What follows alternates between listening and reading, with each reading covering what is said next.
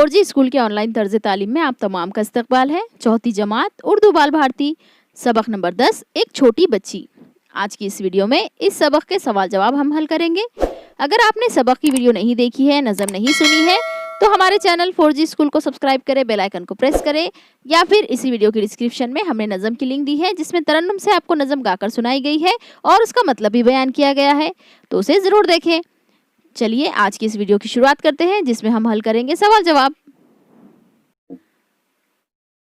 सबक नंबर 10 एक छोटी बच्ची। एक जुमले में जवाब लिखिए। ये नज़म किसके बारे में है? जवाब, ये नज़म एक छोटी बच्ची सैयदा के बारे में है। सवाल नंबर 2 सैयदा की सूरत कैसी है? जवाब, सैयदा की सूरत अच्छी है। सवाल नंबर 3 सैयदा की उम्र कितनी है? जवाब, सैयदा की उम्र 2 बरस है। सवाल नंबर 4 सैयदा को किस बात की आरजू है? जवाब, सैयदा को बोलने की आरजू है। सवाल नंबर 5 मेहमान आने पर सैयदा क्या करती है? जवाब, मेहमान आने पर सैयदा खुश होती है।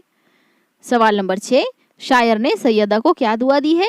जवाब, शायर ने सैयदा को दराज उम्र और इल्म से सरफराज होने की दुआ दी है। मुख्तसर जवाब लिखिए। सैयदा में कौन कौन सी अच्छी आदतें हैं?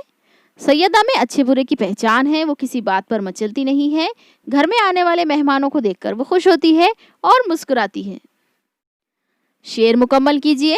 जरा देखो तो इसकी सूरत को, सच्ची चीनी की जैसी मूरत को, वो किसी बात पर मचलती नहीं, अपनी आदत कभी बदलती नहीं, नए आते हैं घर में जब मेहमान, देख देख कर उनको होती है खंदा।